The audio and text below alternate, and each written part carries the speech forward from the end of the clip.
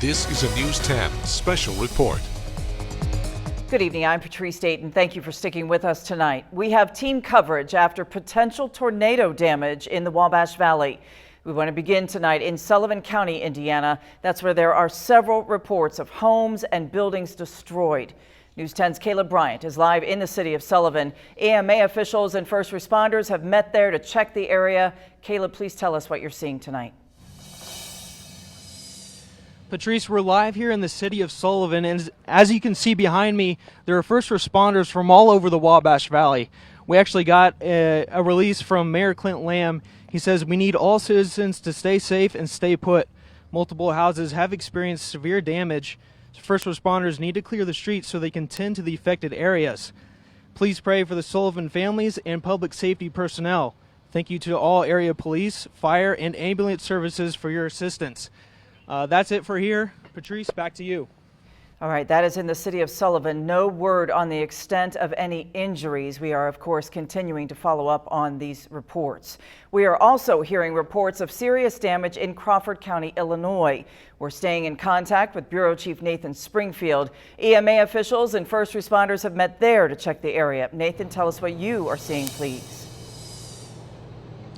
Patrice, I am here at Lamont Township Fire Department. That is in Palestine, Illinois. Now, I spoke with Fire Chief Brad White. He has told me that there is a lot of damage throughout the county. He described as one of the airports as basically being obliterated here in the county. He also told me of a couple house collapses that he knows of. One is south of the Route 33, Route 1 junction. The other one is north of Palestine.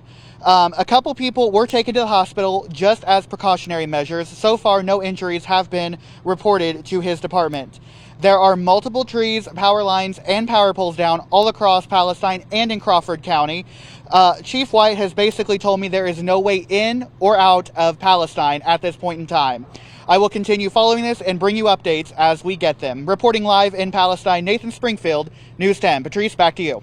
A very serious situation in both Crawford County, Illinois and Sullivan County, Indiana. Now, we know it's been an active night. We want to check in again with Storm Team 10's Everett Lau. Everett? Well, the good news is we don't have any more active warnings anywhere in the News 10 viewing area. We technically continue a tornado watch for some of our counties, but let's take the storm tracker full screen. You can see this line of thunderstorms as it raced across the Wabash Valley earlier this evening, and we still have that line continuing down in our southeastern areas. So we'll zoom in there for a closer look. Still dealing with some rain showers if you're in Greene County, portions of Owen County, and also some thunderstorm activity down in the southern part of Davies County and extending into Martin County. But as I mentioned, there are no active warnings for this area, just some thunderstorm activity, some heavy rain, and some flashes of lightning. So that's some good news there. But if you are out and about this evening, if you're in some of those affected areas, we are going to continue with this tornado watch until 3 o'clock, though. Now that this threat has moved out, I think this watch is going to be allowed to expire as soon as those storms move through. So if you are here in Vigo County, the threat for severe weather is gone.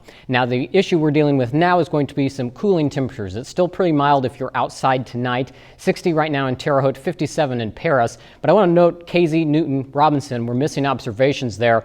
Could be due to some of the wind damage, especially Robinson, as we heard from Nathan there, damage to the airport. So that observation is probably going to be down for quite some time.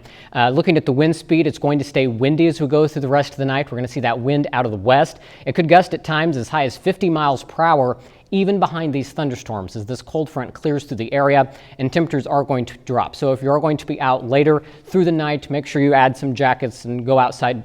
Be prepared for chillier temperatures as this front works through. So one last look at the Storm Team 10 storm tracker. You can see the rain down in the southeastern part of the Wabash Valley. Again, no active warnings anywhere in the News 10 viewing area. Certainly some good news, but we will start to see those temperatures dropping, and wind is going to remain an issue as people get out there and try to clean up and power crews try to restore power to parts of the Wabash Valley that have been affected.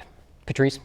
We will continue coverage at 8 o'clock Eastern on News 10 this morning. Stay safe and good night.